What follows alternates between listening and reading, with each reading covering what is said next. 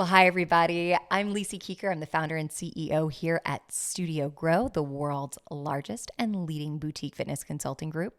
I'm joined by Matt Hanton. Thank you for having me. I mean, we've gotten to spend so much time together the last few days. I've been loving every minute of it. I know. I feel like I've got my phenomenal Australian voice on the other side of this. I am loving this. I never told you this, but I set my GPS to an Australian man's. That's so funny because mine is an American because really? I like the American accent. Yeah. Oh my God. There you go. I love it. I find it so satisfying. I got the one that was closest to Chris Hemsworth, and literally my dad's like, why does it sound like Chris Hemsworth is giving us directions? I'm like, who wouldn't want Chris Hemsworth giving you directions? I don't know. That's so weird. Such an odd setting. Brilliant. Well, today, guys, we are talking all about what got you to seven figures won't get you out. This is what's going to wind up being a mini series inside of a series, because clearly I cannot turn any of our single podcasts into one, on how to actually exit your studio. And I want to get really practical, I think, on this. This is an interesting thing. You were part of a brand that had a major exit very recently. I was. Yep. I have sold numerous much smaller brands on this one. So really understanding what goes in. And I think, in this first episode, really want to dive deep into just understanding the basics around how you're going to get a valuation. Right. Where does this go on this? So let's just start real quick. EBITDA. Earnings before interest, taxes, depreciation, amortization. Okay. Want you all to get very comfortable with that term. People are going to be using that a lot with you on this. Your EBITDA is going to be a core number that is going to help determine what you're going to actually get as a valuation for your studio. Now, I don't feel like this is what people at all think of when they think of net profit. No, well, that's because they're thinking of net profit. Exactly right. And because really on the day-to-day basis in our small businesses, our studios, that is what we care about, right? Because that's the money that's going into our pocket. It's the money that we have to reinvest in our growth. So that kind of is the key figure for that phase of our business's life cycle. But when we're looking to move into the next one, we want to transition that into EBITDA. I think absolutely critical on this one.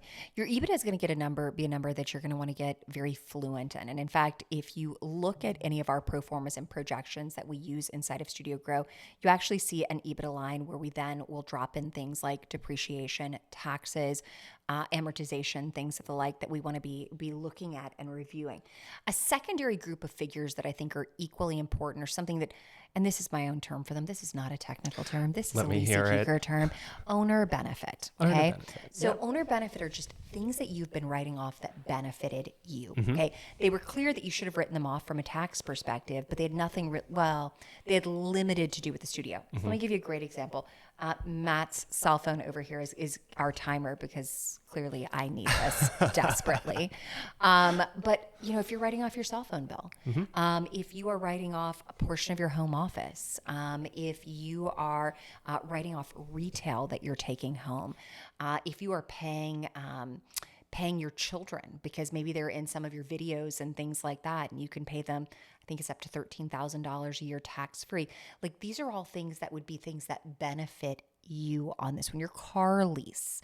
So getting very clear on what these things are and knowing that you're going to be adding those back in. One of the big ones that I was really surprised by when I went to sell my studios is that they came back and they said, we're actually going to add your manager's salary back in. This is considered part of owner benefit, because we're going to make the assumption the person buying this is going to be the manager on this. I had a moment where I was like, whoa. Yeah. That was an exceptional shift and change, and obviously dramatically inflated our numbers. So, EBITDA is the first piece of this to get really, really, really comfortable with and start to analyzing what your owner benefit is going to be that you're going to be adding in on top of EBITDA for this. Yeah. And it's a life cycle, like we said, right? So we can't just throw these numbers in last minute and then submit that to the bank. No. We have to have proof that we've been doing this in a sustainable way for a long period of time, and we're not trying to fudge our numbers. I feel like we should almost bring Monica, our controller, on for one of these episodes. We may be calling her tomorrow to see if she wants to swing by and visit on this, because, really how you set up QuickBooks now is going to make your life so much easier. Typically speaking, when you're selling your business in order to get your EBITDA, in order to get all of these things, you're forming least the expense side and revenue side of a data room. And the way that you've been tracking how you spend your money, how it's classified, those are going to be big differences on how easy that's going to be. So I will say that if this is something you're considering, having someone who knows what they're doing, you know, Great place to start. Yeah. it's a really good place to start. Yeah. You know, case in point, guys, here at Studio Grow, we are actually completely wiping QuickBooks on where it is and reclassifying everything. I know Sydney's behind the camera going like, whoa. I had that reaction too. I am not the one who's in charge. Clearly we got here because I was originally in charge. You got to have that knowledge. But bringing on someone who truly says, hey, from a classification perspective, this is really critical, is going to help make EBITDA and your owner benefit as clear as possible. And it's going to make it infinitely trackable. And I think it's something we don't necessarily think of is how do we make it easy now for when that time comes? Because you're right. You don't just want to be like, bam. No, and I think there's certain things when it comes to managing a business that it's good to kind of jump in the deep end, right? And figure out as you go. It's a great learning exercise. Yeah. I would put this in the not that bucket. This one does not go in there, right? Because it can have a big impact in the end. So definitely stay close, super close to this entire process so that you can learn for any future endeavors, but get yourself a professional who knows what's going on. I love that. I love that. I love that. Now, in order to get your valuation, you have your EBITDA and you have a multiplier. Now, yeah, we're going back to basic, probably like second grade math on this. I think Kid is actually doing this, might have even done this in first grade. So let's just say that my EBITDA plus owner benefit was $500,000. Okay. I'm going to get to have a multiplier. Could be 3, 4, 5, all the way up to, in some of the major transactions we've seen in the last 6 months, 16 to 18 times that I'm going to be able to multiply that EBITDA by to say, hey, this is my final valuation number. Obviously, our goal, we want the biggest multiplier number that we're going to see. Now, I think historically, we've seen that number be at around 3%, 3x, not 3%, but 3x on where this is. And certainly if you were selling a studio in 2015, 2016, 2017, when we were selling our first group of studios, that was really something where we were like, whoa, this is actually the number that we are really, really looking for. The number shifted a lot in the last few years, and it shifted upwards. It shifted to our favor. Now, as an individual studio owner who's owning, let's just say between 1 and 8 locations, you're probably looking between a 3 and a 7x multiple. The more locations you have, the better run those locations are. A few other things, that's what's going to up the multiplier. So, let's call it multiplier maximizers. Mm-hmm. I like that. Isn't that good? Multiplier maximizers. This is when I perform as ChatGPT on this one. All right. Multiplier maximizers. The first, number of locations you've got. There is without a doubt key numbers that you are going to hit. 3 or more studios is the first one that we're like, whoa, we can see that's going to maximize your multiplier. When I hit to 10 or more studios, when I get to 30, 50, and 100 studios, these are all times where all of a sudden we know that like our multiple is being maximized. Mm-hmm. Not many studios have made it to 30, 50, and 100 at this point. It's only a handful. Yeah.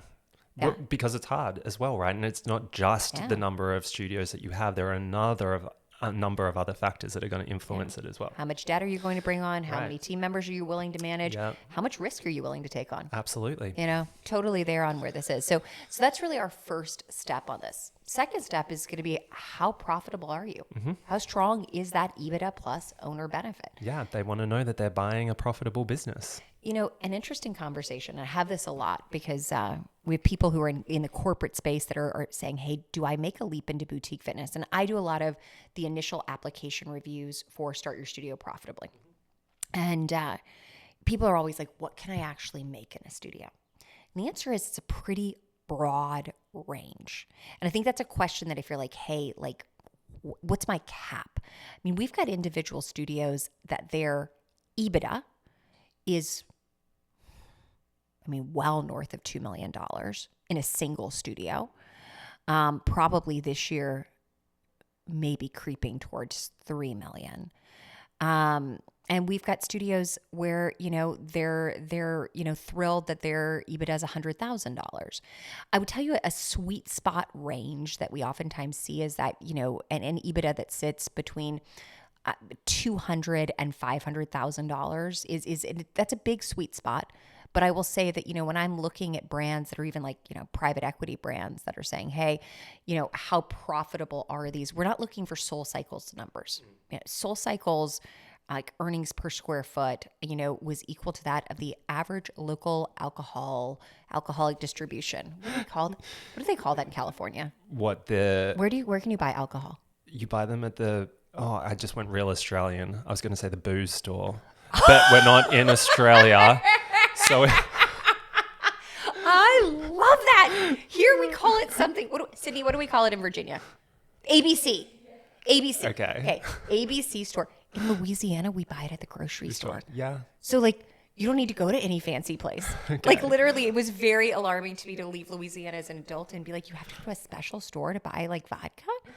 I don't even drink much, y'all. I want to be very, very, very clear. But, like, normally I'm cooking with it, and I'm like, whoa. I was like, I have to go to the ABC store for where this is. But interestingly enough, SoulCycle, their like earnings per square foot are right on board with an average liquor store, which is apparently remarkably high. Mm-hmm. We're not looking for that here. Mm-hmm. Like most people who are going to buy your brand are going to be very excited if you're sitting in that, $200 to $500,000 range. And if you're somebody who's sitting in the 100 to 200,000 EBITDA, even 75,000 to $200,000 EBITDA, keep in mind you've still got a studio that's going to be worth, let's just say on the low end side, $225,000 to, on the high end side, 700,000. Like I don't want to knock that. I don't want to knock that down on this one. There's some real opportunities on this one, but I think it's important people recognize you got to be profitable. Absolutely, that's what it all comes down to at the end of the day, right? It's totally turnkey. Mm. This is a big one. This is a massive one. Yep, because the skeletons in the closet will come out throughout this process. Yeah. Right? Yeah. So we want to make sure that things are good to go. We were talking about this, earlier today on this. There are a lot of great brands that when you actually like unearth their team numbers, you see real problems. Mm-hmm. Like you see the turnover is outrageous. Their retention rate is 3 months, 6 months, 7 months for a team member. And any of us that have had to retrain people on these, we know how difficult those things are. I think those are the types of things that when I talk to and sit and talk to major private equity groups that they're like, what are we looking for? Those are some of the things they're talking about. Yeah, absolutely. They're intentionally hunting the red flags. Right? They're actively seeking those things out, and staff turnover is a big one, right? Why are we not retaining talent? It's expensive to attract, retain, train these people. So it's going to have a material impact on the value. Yeah. Another multiplier maximizer is going to be, your future property pipeline. Now, some of you guys are in markets where it's like you could go open 25 more locations tomorrow. But I tend to think that about 80% of us are in markets where, because we have a very specific market growth plan and we're looking for ideal locations, it means that we're taking our time on this. And especially if you're in markets like New York, parts of Los Angeles, parts of Sydney for sure, Singapore, London, Paris, you may have lead times that are years in advance for a property. We have a brand that is I would guess will go on the market at some point in the next year or so. That's my gut instinct. And they're in a major European city. And, one of their biggest wins on maximizing their multiplier is they've got, I think, somewhere between 8 and 12 locations with leases signed. That's going to be all of their openings for roughly the next 4 years. You don't have to worry about having this, oh my God, where am I going to go? What's going to happen? How am I going to grow? Your growth path is already mapped out. And if you've done a really good job of negotiating those things well, of building relationships with landlords, that is a massive multiplier maximizer. You are going to see something really significant on this. You were with a couple of really large brands. I was. Let me just ask, in your mind, from what you saw, how far out did they go? Yeah, years, absolutely. But it does depend on the market, like you said, right? So if you're looking to expand in these large metropolitan centers, you do have those lead in times, but you also need to be evaluating how you're expanding. So it might not be relevant or brand aligned or profitable for you to go into a smaller market, right? Because the premium nature of your offering might just not work in a community like that. So it's not just about having these properties lined up, it's about having them strategically in place, because whoever buys your business is not just going to want to keep it the same, right? They want a return, they want growth. And so this is a huge part of how they get that. Oh, I think that's genius. I think that's genius. Next piece, opportunity. You know, this is an interesting thing because I think if you've got a highly profitable business with lots of opportunity, meaning you could open many more corporate locations, you could franchise it, you could scale it, you could, improve things and still see a 20% growth because, sales or marketing improved. Quite frankly, that is a massive multiplier maximizer. If on the other side you have lots of opportunity because you're low performing, that's going to minimize your multiplier. Like this is where we're not talking about multiplier minimizers. That's the not sexy side of this. But this is like really where we're looking at and saying, okay, that's something that's going to do damage to your multiplier. It's going to do damage really quickly. Next piece on this, accounts receivable.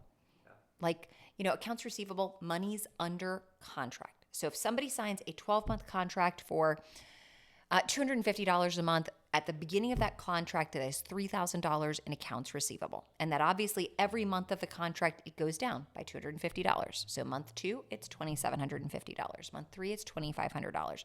If you renew that contract in full, it's back up to another $3,000. Now, a bank is looking really heavily in regards to how much money do you know you're going to get? If I'm selling month-to-month memberships, I have 30 days accounts receivable. And y'all, that's a really dangerous figure. Yeah. As a pricing expert with Studio Grow, I do this a lot. And when I'm building product stacks or I'm, working with clients on how they can optimize their product stack, if you've ever done that with me, you will remember how heavily I was pushing for contract lengths, right? And making sure we have a 12-month option in there as well, because to your point, it's so important to determine the health and sustainability of the business. Yeah. I think massive. Ultimately, what a lender is going to finance is going to trump any multiplier you have. That's the ultimate multiplier maximizer. I would say Yeah. because it's interesting to me how many people we've seen over the years get an offer that a bank then comes back and says, I'm going to finance 60%, 75%. The reason why we've seen a lot of this is, quite frankly, we get a lot of people who come to us freaking out that are not our clients. And they're like, hey, I got this. How do I fix this? And the answer is, I can't fix this now. You can turn down the offer. We can put the business on the market in 18 months when we've increased your accounts receivable. We've done all of these things. But try to go to another bank, but you're likely to hear some of the same things. People are giving you very concrete reasons that you don't fit like core standards for that loan to be where it sits. And man, oh man, you got to set yourself up so that people are actually going to be willing to provide a loan for this, or you got to be really comfortable knowing that you're going to sell or finance a piece of this. Yeah. And I can assure you that it's going to be heartbreaking if you get an offer, say for 500,000, for example, but then you have to say yes to 350. I mean, that's devastating. We've seen it happen. Absolutely. Or you just have to say no straight up to that 500,000. They're tough scenarios. Yeah, and these are not scenarios you want to go into. Now, as we wrap up this episode, I want to talk a little bit about who is buying what. Who's your buyer going to be? Who do you need to be targeting this for? Who is going to be the ultimate person that you're going to pitch on this? So a few scenarios, and I really got very specific as we were going into this. So guys, I'm pulling this up so I do not get my numbers wrong. If you're sitting at under $1 million in EBITDA, and guys, this is really going to be anything between, hey, I have some minimal EBITDA to I have, $995,000. It's typically an individual. It is occasionally M&A for a small group. Because oftentimes when I see under $1 million in EBITDA, it's rarely that it's a single studio. It's interesting. It's oftentimes that there's 2 or 3 studios involved in it, or there's 7 studios involved with it. Occasionally, yeah, we've got a single studio that's doing this. That's a little bit more unique and rarer. It's more likely that we see. We see that with larger studio groups that are doing this rather than a single studio. So you're really going to be looking for an individual. Could be one of your own clients. It could be, like I said, another studio group that has 3 studios that wants to grow to 5 studios or 6 studios, or they want to add just another single location on this one. But you're going to be dealing with the types of people that are going to be looking for a standard bank loan. You're rarely going to see some type of concrete, like, hey, the buyer financing side of this, where they're going to be coming in for cash, unless this is a really low value price point. I will tell you, if you're not profitable, or you have you have such a low EBITDA that it's almost hovering at the break even range. The fact is, you're going to get bought out for the value of your equipment and your rough sum goodwill payment towards your memberships. When we bought what I considered our failing studio, we paid $58,000. It covered the equipment. I think we had almost no goodwill payment in there for the memberships on this one. We were really there to help them get rid of the debt that they were carrying each month. That's what we came in and did. Under $10 million. We're starting to get into some private equity groups, some groups that are doing maybe even some VC funding, investors that are you're pulling together a group of early investors on this. So we see this pretty regularly. So when we hear somebody has done like a $3.5 million raise, and it's a lot of individuals that have given to that, that's going to be the type of thing that we're talking about here. Occasionally we're getting acquisitions from established brands. So a great example of this would have been when Bar3 acquired Barcode. This would be something where I'm being presumptive that they sat in that category, because I have never seen any of the numbers of that transaction, but I would be presumptive that that's correct. I think you see a lot of this. In fact, this is oftentimes an area when some of even our franchise conglomerates, like Exponential, like the new brand that Anthony Geisler has just started, like Exponential Brands, which is based here, not Exponential. Extraordinary Brands. God, why do they have to all start with an X? Extraordinary Brands, that's based here in Charlottesville. This is going to be the range where you're looking for those people who are saying, hey, I see real opportunity in turning this into a franchise, in growing the franchise, in doing this, that, or the other thing. $10 to $30 million in EBITDA. It's a lot of money. Mm-hmm. There's not many people in our industry that are here. Yeah, it's a smaller one. Yeah, it's interesting. I have recently sat down with probably 6 or 8 mid-market private equity groups who are the sweet spot for this range. Okay, they're without a doubt, they're who you want to buy this. And when we started pulling these groups together, it's really a very small number. There's opportunity to get here when we start seeing people get to, $10 million in EBITDA. We're going to start seeing a lot of really healthy transactions that are probably in that, 10 to 14 x multiplier. They're going to make some people very, very, very happy on that. And then we have that $30 million plus. The big hitters. There's like a handful. You got Berries and Solid Core. Both of them sold, we think, between like $600 and $750 million. That's the estimates on this. Orange Theory took part in a merger. They merged. They were owned by Roark Capital. They merged with another Roark Capital. I'll call it owned. I'm saying this. They were the majority owners on this. That was Self-Esteem Brands, and they wound up with now Purpose Brands, which is theoretically, is it the largest brand in the world now? If it's not, it's up there. Yeah, I think it's pretty doggone close at this point. That's where we're talking about a large market private equity group. It's very specific buyers. It would be interesting at some point if we see a buyer like, whether Amazon or Apple or someone like that decides to take a leap into this. I think there's always an opportunity for someone like that to jump. But that's what we're really seeing right now. So, at this point, as we're wrapping episode 1, a few critical things like, how are you going to get to your valuation? How are you going to maximize your valuation? Who is your buyer going to be? Now, episode 2, we're going to go through a lot of other things. How are you going to finance this? What are your tax implications going to be? What's the amount your personal goal is to exit for? What do we think is actually realistic? How do we get to the good, better, best of EBITDA? What's the time and the growth you're going to need? And so many other things that are going to carry you towards ultimately the very best exit you could imagine. So guys, exciting times. Can't wait for the next episode. I mean, this means we're going to help make people lots of money. Something fun to talk about. That's always fun. Yeah. This is much better than tariffs.